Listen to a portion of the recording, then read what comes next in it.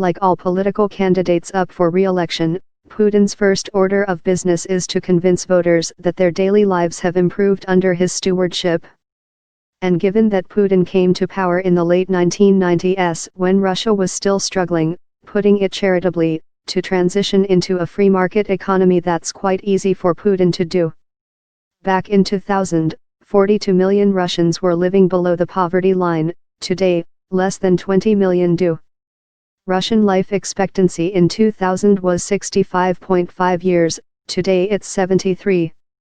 Under Putin, Russia's minimum wage has also grown substantially and will be raised again on May 1. But those victories have been costly. Crimea netted Moscow little of concrete strategic value, but has managed to thoroughly enrage an entire generation of young Ukrainians not old enough to really remember USSR life under Moscow's thumb. Russia's success in Syria now means it will need to remain there if it wants to preserve its hard-fought gains. Good luck with that. And while ridiculing the West's faith in democracy may be plenty of fun for Putin at the moment, it's also been accompanied by sanctions that have taken a real bite out of the Russian economy. They won't go away anytime soon. As the half-hearted campaign rounds into its final days, more can actually be gleaned by what Putin hasn't said on the political trail.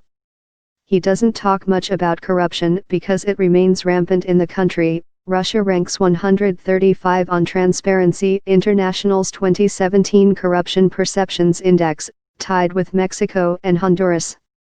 He doesn't talk all that much about China's growing influence in the same Eurasian region for which Putin fought so hard for an economic union, a footprint that will only get bigger as Beijing's ambitious infrastructure One Belt One Road project takes off. Special Counsel Robert Mueller's investigation into Russian interference in the U.S. elections barrels on, and while Putin publicly dismisses the investigation, it may yet provide impetus for even more sanctions. But the biggest problem Putin faces this week? A decided lack of enthusiasm among the Russian electorate. A year ago Putin was reported to be aiming for a 70-70th split, a 70% turnout for the election, with 70% of those folks casting a vote for Putin.